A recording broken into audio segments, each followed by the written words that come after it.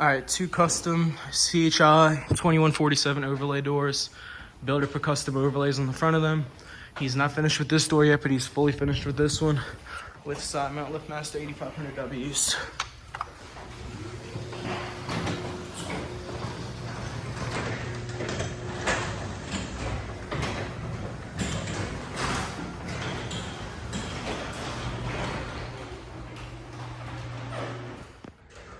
You can see the motor up there.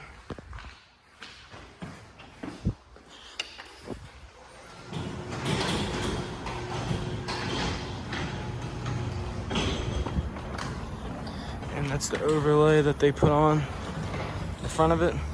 We're coming back once he's done this side to put climate seal on, adjust the springs more, and reprogram the operator. I'll go up at this side.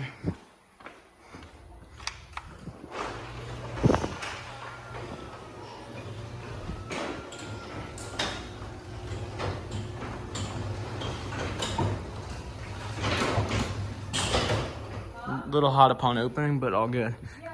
And that's it.